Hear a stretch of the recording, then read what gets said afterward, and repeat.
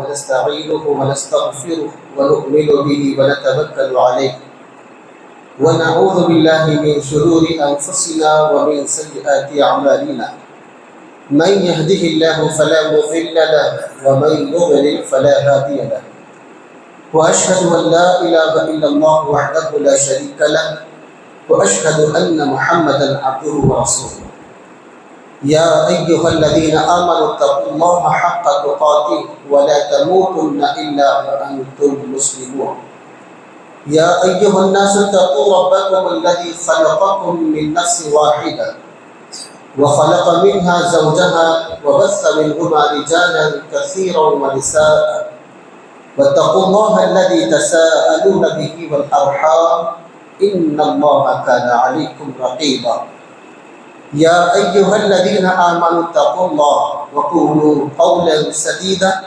يصلح لكم أعمالكم ويغفر لكم ذنوبكم ومن يطع الله ورسوله فقد فاز فوزا عظيما أما بعد فإن خير الحديث كتاب الله وخير الهدي هدي محمد صلى الله عليه وسلم وشر الأمور محدثاتها وكل محدثة بدعة وكل بدعة ضلالة وكل ضلالة في النار فأعوذ بالله السميع العليم من الشيطان الرجيم من همزه ونفخه ونفثه بسم الله الرحمن الرحيم قاف والقرآن المجيد بل عجبوا أن جاءهم منذر منهم فقال الكافرون هذا شيء عجيب أإذا متنا وكنا ترابا ذلك رجع بعيد قد علمنا ما تنقص الأرض منهم وعندنا كتاب حفيظ بل كذبوا بالحق لما جاءهم فهم في أمر مريج أفلم ينظروا إلى السماء فوقهم كيف بنيناها وزيناها وما لها من فروج والأرض مددناها وألقينا فيها رواسي وأنبتنا فيها من كل زوج بهيج تبصرة وذكرى لكل عبد منيب رب اشرح لي صدري ويسر لي أمري واحلل عقدة من لساني يفقهوا قولي رب زدني علما رب زدني علما اللهم رب زدني علما آمين. ہر قسم کی تعریفیں و توصیف حمد و ثنا کبریائی بزرگی بڑائی اس اللہ رب العزت کے لیے لائق و زیبا ہے جو میرا آپ کا سارے جہاں کا تنہا خالق تنہا مالک تنہا حاکم تنہا رازق ہے. انگنت درود و سلام کا نزول ہو اللہ کے بھیجے ہوئے تمام پیغمبر اور رسولوں پر نبیوں پر بالخصوص آخری نبی جناب حضرت محمد مصطفیٰ صلی اللہ علیہ وسلم پر. اللهم صل على محمد وعلى آل محمد كما صليت على إبراهيم وعلى آل إبراهيم إنك حميد مجيد. اللهم بارك على محمد وعلى آل محمد كما باركت على إبراهيم وعلى آل إبراهيم إنك حميد مجيد. قابل احترام بزرگوں نوجوانوں اور خواتین اسلام، آج کے اس خطبہ جمعہ میں میرا موضوع ہے شوق عبادت، دنیا اور آخرت کی کامیابی. دنیا میں ہر انسان کے اپنے اپنے شوق ہوتے ہیں. کسی شخص کو ڈاکٹر بننا ہوتا ہے، کسی کو سائنسداں بننا ہوتا ہے، کسی کو کھلاڑی بننا ہوتا ہے، اور کسی کو کچھ اور کسی کو کچھ. ہر انسان کے اپنے اپنے شوق، اپنے اپنے خواہشیں ہوتی ہیں. ان میں کچھ جائز بھی ہوتی ہیں اور کچھ ناجائز بھی ہوتی ہیں.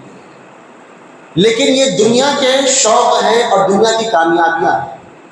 حقیقی شوق ایک انسان کے دل میں، ایک مسلمان کے دل میں اگر ہونی ہے وہ ہے شوق عبادت. اللہ کی عبادت کرنے کا شوق، رغبت، خشیت ایک مسلمان کے دل میں ہونا چاہیے. اور جو انسان اللہ تعالیٰ سے بے پناہ محبت کرتا ہے اسی شخص کے دل میں اللہ کی بندگی، اللہ کی عبادت کرنے کا شوق پیدا ہوتا ہے، رغبت پیدا ہوتی ہے.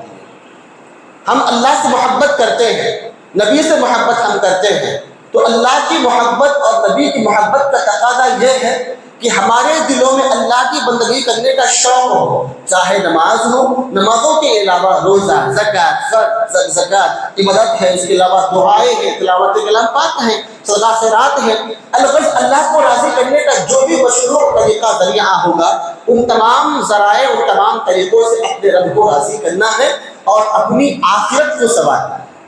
کیونکہ دنیا کے جو شوق ہیں، دنیا میں نکاح کرنا ہے، ہماری اولاد ہونی ہے، ہمیں مکان تعمیر کرنا ہے، ذاتی مکان ہمیں خریدنا ہے، یا پھر ہمارے پاس کار ہونی ہے، یا ہمارے پاس روپیہ ہونا ہے، اپنے کاروبار کو آگے بڑھانا ہے، جتنے شوق دنیا کے ہیں، اس سے دنیا بنے گی، آخرت نہیں بنے گی۔ آخرت بنانے کے لیے دنیا میں انسان کو اپنے رب کو راضی کرنا ہوگا، اپنے رب کو راضی کرنے کے لیے اللہ کے بتائے ہوئے طریقے کے مطابق، رسول کے طریقے کے مطابق اللہ کی بندگی کرنی ہوگی۔ تو شوق عبادت سے ہی دنیا بھی بنتی ہے انسان کی، اور آخرت کی بھی کامیابی اسی پر منحصر ہے۔ اللہ کے رسول صلی اللہ علیہ وسلم کو بھی اللہ رب العزت نے شوق پیدا کرنے کا حکم دیا ہے اللہ کی عبادت میں۔ اللہ کا فرمان ہے فَإِذَا فَرَغْتَ فَانْصَبْ وَإِلَىٰ رَبِّكَ فَارْغَب۔ اے محمد صلی اللہ علیہ وسلم، جب بھی تمہیں فرصت ملے، کمر بستہ ہو جاؤ۔ کس کے لیے؟ اللہ کی بندگی کرنے کے لیے۔ جب بھی آپ کو فرصت ملے اپنے رب کو راضی کرنے کے لیے، اپنے رب کی بندگی کے لیے کمر بستہ ہو جائے، وَإِلَىٰ رَبِّكَ فَارْغَب، اور اپنے رب کی طرف راغب ہو جائے، اپنے رب کی طرف متوجہ ہو جائے۔ سبحان اللہ۔ اللہ رب العزت نے نبی صلی اللہ علیہ وسلم کو بھی عبادت میں شوق پیدا کرنے کا، اپنے رب کی طرف متوجہ ہونے کا اور راغب ہونے کا حکم دیا ہے۔ یہی وجہ تھی کہ آپ صلی اللہ علیہ وسلم کی نمازوں کی کیفیت کیسے ہوا کرتی تھی؟ آپ اللہ تعالیٰ کا ذکر ہمہ وقت کیا کرتے تھے، فرائضات کے ساتھ ساتھ نوافل کا بھی اہتمام کیا کرتے تھے۔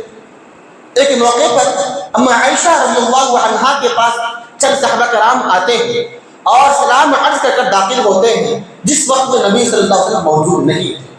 سلام کرنے کے بعد اما عائشہ پوچھتی ہے کہ عبد الرحمن، کافی دنوں کے بعد آنا ہوا؟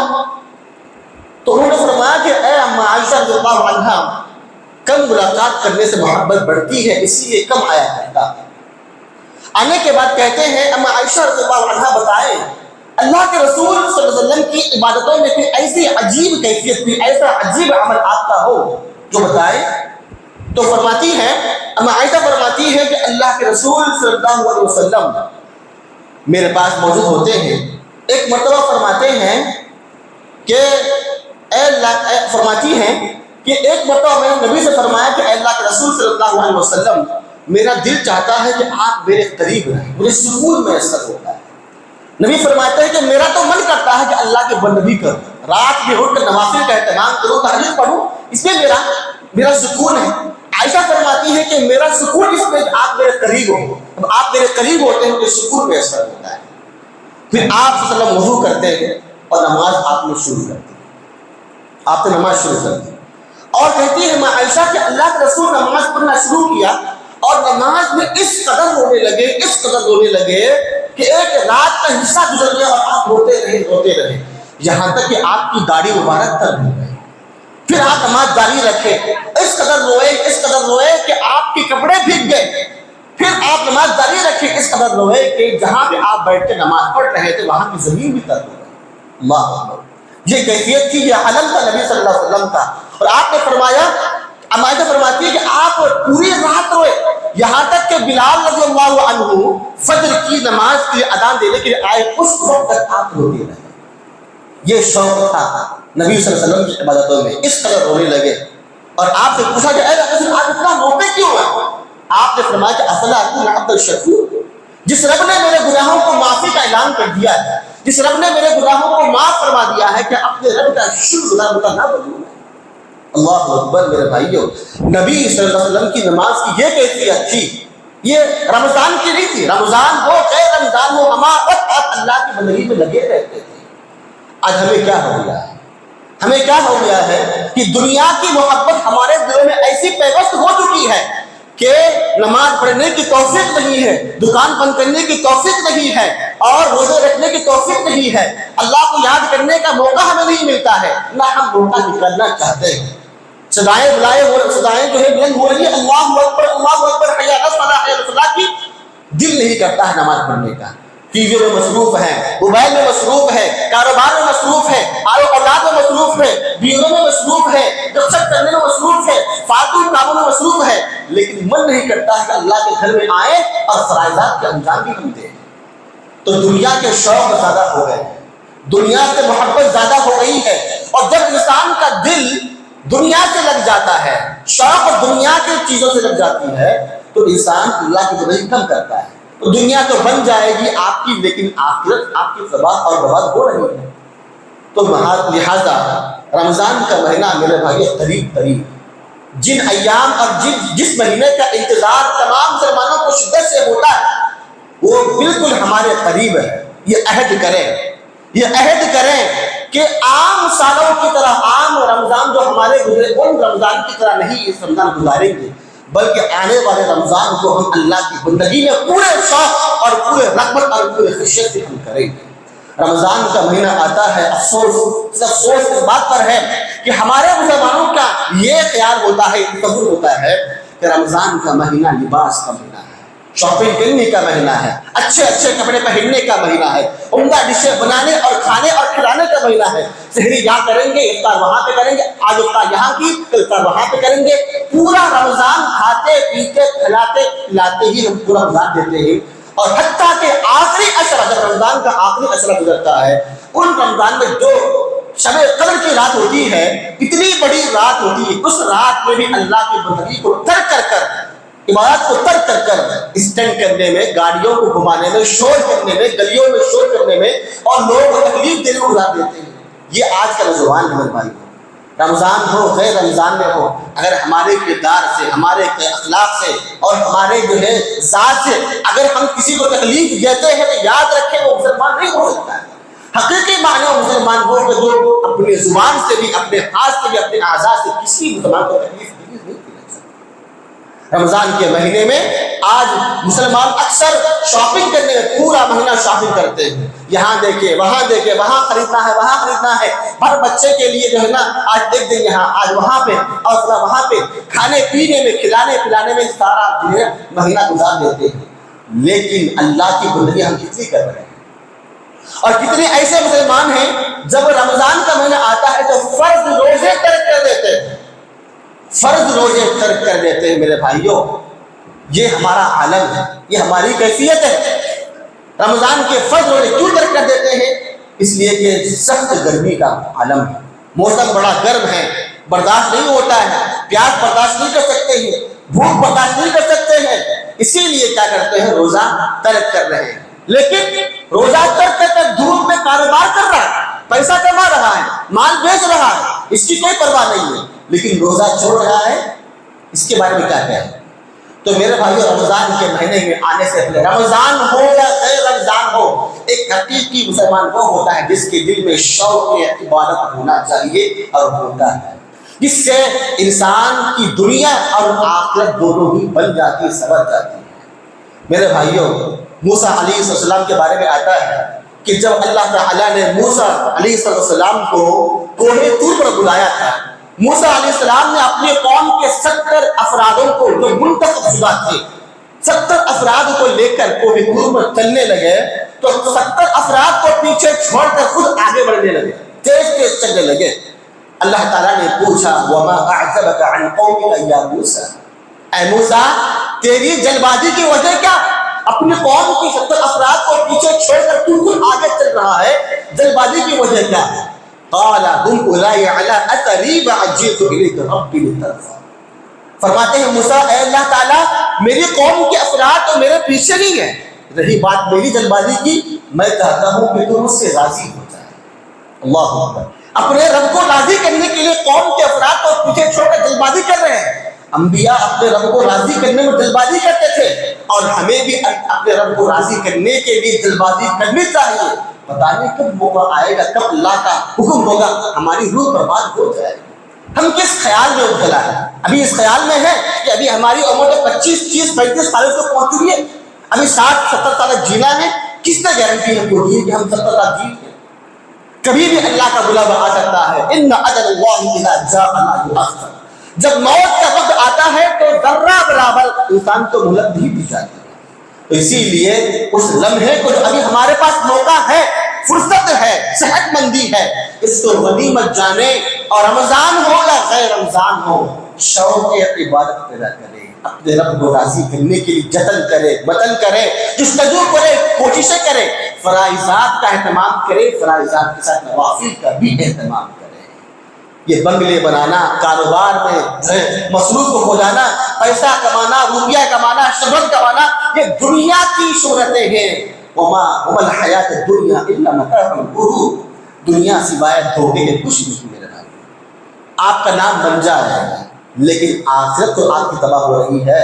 تو اسی لیے فرائضات کا اہتمام کیجیے اور یہ عہد کرے کہ ماہ رمضان میں ہم اپنے رب کو راضی کرنے کے لیے ہر ممکن کوشش کریں گے. فرائض نماز پڑھیں گے، روزے رکھیں گے. کتنے مسلمان بھائی ہیں رمضان کے روزے تو رکھتے ہیں لیکن فرض نماز ان سے چھوٹ جاتی ہے. ایسے روزوں کا کیا فائدہ کہ ایک فرض تو ادا کر رہے ہیں، دوسری فرض آپ سے چھوٹ رہی ہے. سحری ایسی کر لی ہم نے، اتنا کھا لیا. ہمارا یہ عقیدہ ہوتا ہے کہ شام تک، افطار تک بھوک اور پیاس نہیں لگنی چاہیے. جس روزے میں بھوک اور پیاس کی شدت آپ کو محسوس نہ ہو، اس روزے کی لذت آپ کو کہاں حاصل ہوگی؟ لذت تو تب ہوگی نا جب آپ کو بھوک کی شدت محسوس ہو، پیاس کی شدت آپ کو محسوس ہو، آپ اللہ کو راضی کرنے کے لیے برداشت کریں. اسی میں لذت ہے، یہی تو ایمان کی مٹھاس ہے. اور ہم چاہتے ہیں کہ اتنا کھا لے، اتنا پی لے، اور ایسے چیزیں استعمال کر لے، حربے استعمال کر لے کہ افطار تک ہم کو نہ بھوک لگنی ہے نہ پیاس لگنی ہے. اور اتنا کھا لیتے ہیں کہ جہاں کھائے وہیں پہ سو گئے. یا پھر ہم اتنا کھاتے ہیں کہ طبیعت نہیں چاہتی ہے کہ فرض نماز مسجد میں آ کے ادا کریں. ظہر چھوٹ رہی ہے، عصر چھوٹ رہی ہے، مغرب چھوٹ رہی ہے، عشاء چھوٹ رہی ہے، تراویح کی نماز بھی ہم سے چھوٹ رہی ہے، اور روزے بھی رکھتے ہیں. میرے بھائیو، ایک فرض تو ادا کر رہے ہیں، دوسرا فرض تو آپ سے چھوٹ رہا ہے. تو یہ کیفیت ہماری نہیں ہونی چاہیے. تو یہ عہد کرنا چاہیے. عبادت میں شوق پیدا کیجیے، جیسے انبیاء کے دلوں میں شوق ہوا کرتا تھا، رغبت اور خشیت ان کے دل ہوا کرتی تھی. زکریا کے بارے میں آتا ہے میرے بھائیو، یہ شوق جو ہوتا ہے، رغبت، یہ خشیت، یہ شوق ہر ناممکن چیز کو ممکن بنا دیتی ہے. اگر ہمارے دلوں میں اللہ کی بندگی کرنے کا، اللہ کی عبادت کرنے کا شوق پیدا ہو جائے گا، پورے جذبے سے، پورے ولولے سے، پورے امیدوں سے اور پورے صحیح نیت کے ساتھ اللہ کی بندگی کریں گے، تو انشاءاللہ دنیا کی ہر وہ چیز، ہر وہ ناممکن چیز کو اللہ ممکن بنا دے گا. میرے بھائیوں، کتنے ایسے مسلمان ہمارے معاشرے میں بستے ہیں جن کی نکاح ہو چکا ہے، نکاح ہونے کے بعد اولاد کی دولت سے محروم ہے. کسی کی شادی ہوئے 2 سال کا عرصہ گزر چکا ہے، کسی کے 4 سال، کسی کے 5، کسی کے 10، 15 سال کا عرصہ گزر چکا ہے. مایوس تو نہیں ہونا چاہیے انسان کو. اللہ کی ذات سے ہمیشہ امید وابستہ رکھنی چاہیے انسان کو کہ وہ ذات اگر دینی چاہے گی تو ضرور دے گی. مایوس نہیں ہونا چاہیے اور راستے کو کبھی نہیں چننا چاہیے انسان کو. تو کہنے کا مطلب یہ ہے کہ شوق عبادت سے اللہ تعالیٰ انسان کے ہر مشکل کو اور ہر پریشانی کو اللہ تعالیٰ دور فرما دیتا ہے. اللہ تعالیٰ نے فرمایا ہے کہ زکریا علیہ السلام نے 80 سال کی عمر میں، جب ان کے پاس کوئی نبینہ اولاد نہ تھی اور بیوی بانجھ ہو چکی تھی، اولاد کی دولت سے محروم ہے، لیکن ایمان ایسا تھا کہ اپنے رب کی ذات سے نا امید نہیں. 80 سال کی عمر میں اپنے رب سے دعا کرتے ہیں. وَزَكَرِيَّا إِذْ نَادَى رَبَّهُ رَبِّ لَا تَذَرْنِي فَرْدًا وَأَنْتَ خَيْرُ الْوَارِثِينَ.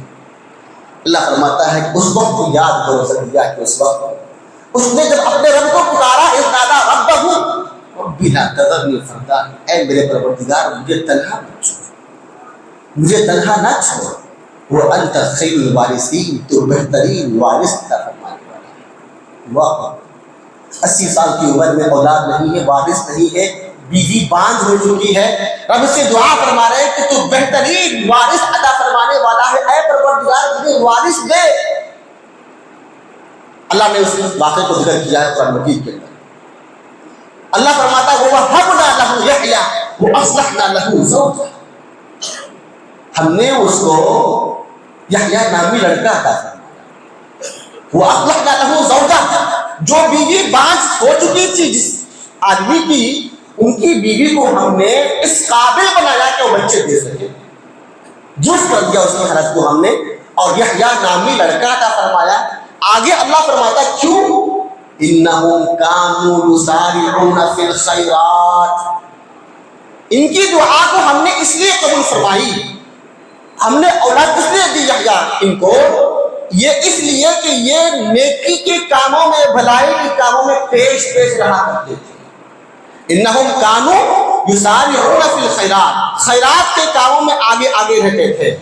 وَيَدْعُونَنَا رَغَبًا وَرَهْبًا، اور جب بھی اپنے رب کو پکارتے تھے پورے رغبت، پورے شوق اور پورے خشیت سے پکارتے تھے۔ اللہ اکبر، ان کی عبادت میں، ان کی پکار میں شوق تھا، رغبت تھی، خشیت تھی، اسی لیے ہم نے ان کی دعا قبول فرمائی اور یحییٰ نامی لڑکا عطا فرمایا۔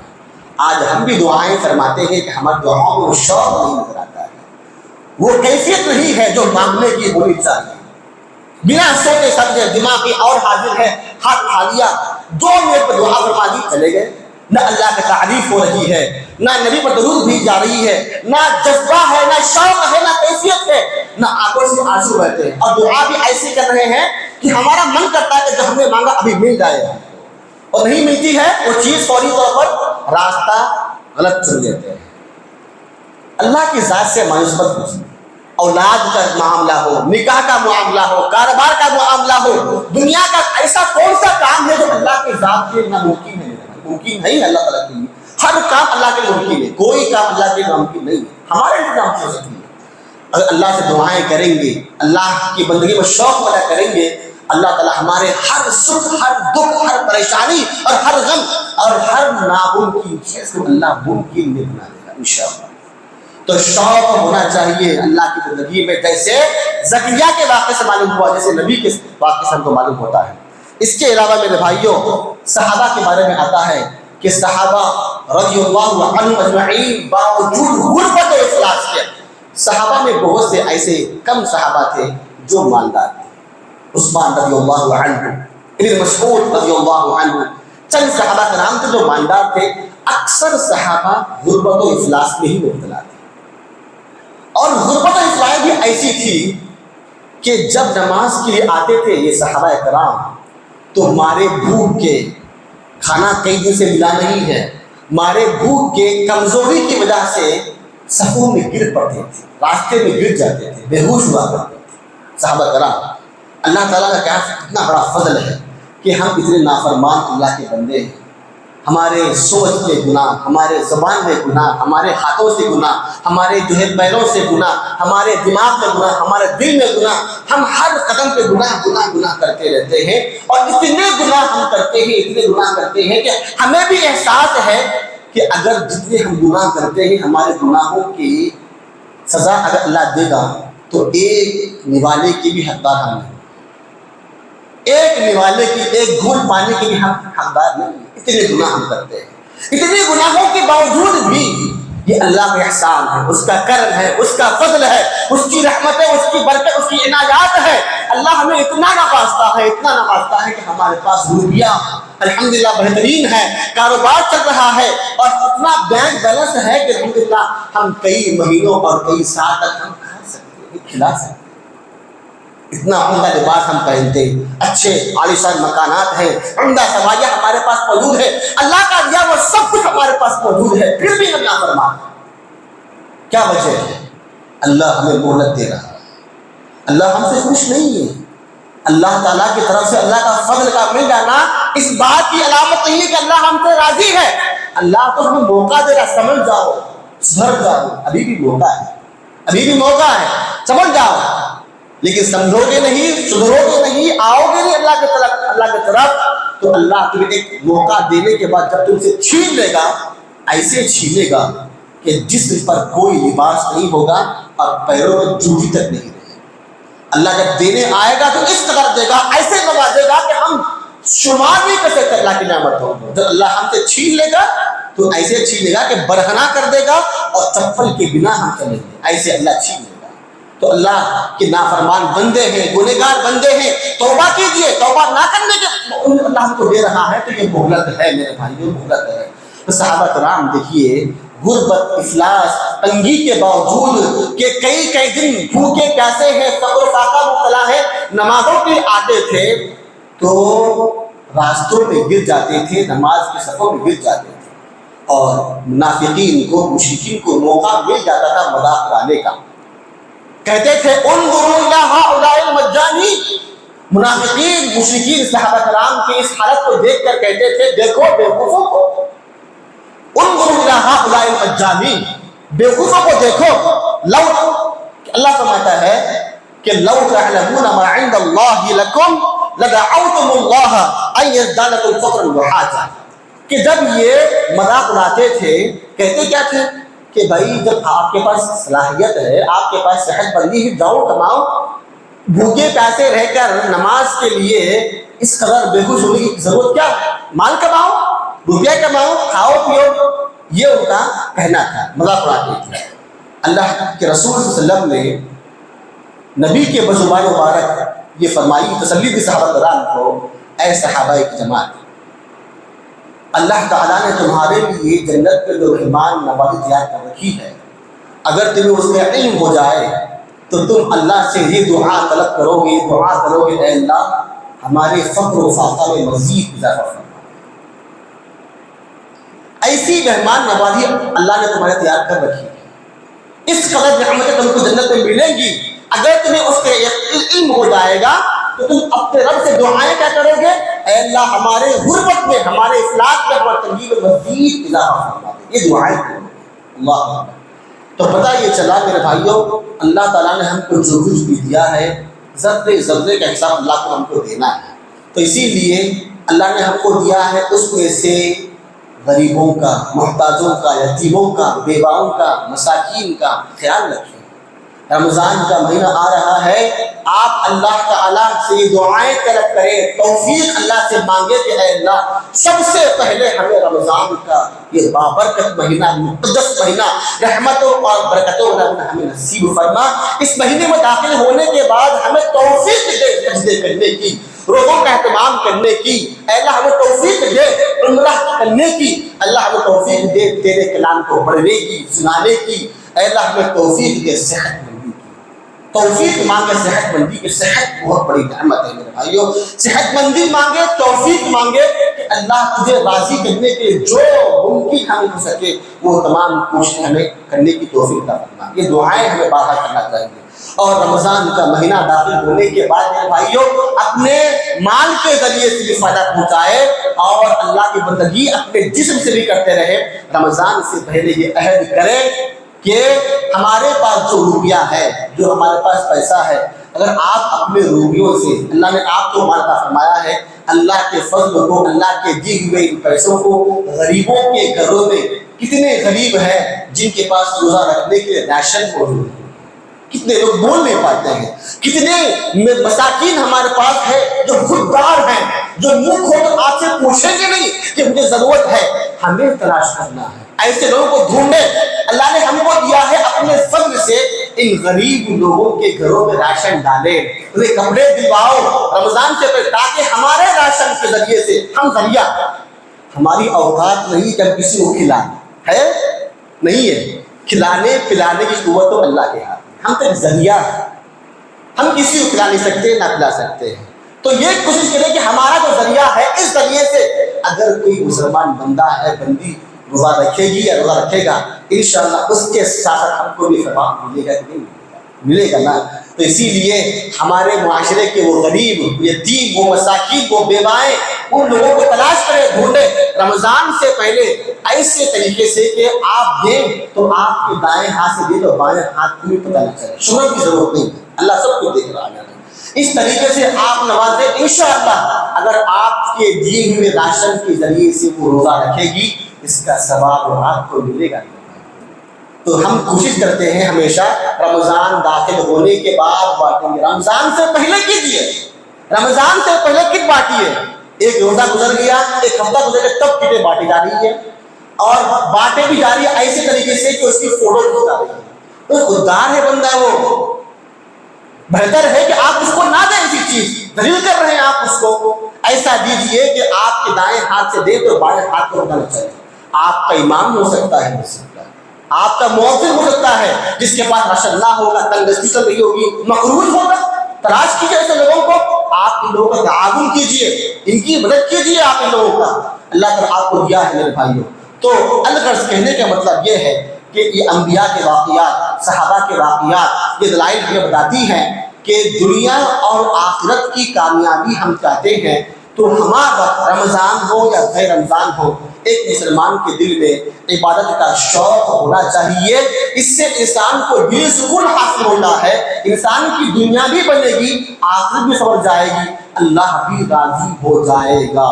تو الغرض یہ عہد کرنا چاہیے کہ ہمیں رمضان کا مہینہ آنے سے پہلے یہ قسم کھانی چاہیے کہ انشاءاللہ اس مہینے کو ہم کھیت کود میں، کھانے میں یا شاپنگ کرنے میں نہیں گزاریں گے، بلکہ اللہ کی بندگی میں گزاریں گے، تلاوت کلام پاک میں، دعاؤں میں، علم حاصل کرنے میں اور سیکھنے سکھانے میں، روزہ رکھنے میں، اعتکاف کرنے میں، الغرض جو ممکن ہے وہ تمام چیزوں کر اپنے رب کو راضی کرنا ہے۔ اللہ سے دعا ہے اللہ تعالیٰ ہم تمام مسلمانوں کو جو باتیں ہم نے سنی اور کہی ہیں، ان تمام باتوں کو کہنے والے کو کہنے سے زیادہ، سننے والے کو سننے سے زیادہ عمل کرنے کی توفیق عطا فرمائے۔ رب العالمین، ہم گنہگار بندے ہیں، نافرمان بندے، خطا کار ہیں، تو گناہوں کو درگزر کرنے والا ہے۔ اے اللہ ہم تمام کے صغیرہ کبیرہ گناہوں کو معاف فرما دے۔ اے اللہ ہم تمام مسلمانوں کی ہر جائز تمناؤں کو مرادوں کو پوری فرما۔ اے اللہ حاسدین کی حسد سے، شرمگیروں کے شر سے، فتنہ پروروں کے فتنوں سے ہم سب کی حفاظت فرما۔ اے اللہ ہمارے گھروں میں جو لوگ بھی جو ہے مریض ہیں، مرض میں مبتلا ہے، اے اللہ اپنے فضل سے، اپنے کرم سے تمام مسلمانوں کو شفائے عاجلہ اور شفائے کاملہ نصیب فرما۔ یا رب العالمین، ہمارے گھروں میں جتنے نوجوان بیٹھے ہوئے ہیں جو کاروبار سے محروم ہے، نوکری سے محروم ہے، پریشان ہے، اے اللہ تو اسباب عطا فرمانے والا ہے، تمام کو حلال روزی روٹی کے ذرائع نصیب فرما۔ اے اللہ ہمارے کاروباروں میں، ہمارے علم میں، ہمارے عمل میں، ہمارے اولادوں میں، ہمارے روپیوں میں، ہمارے گھروں میں خیر عطا فرما۔ آمین ثم آمین۔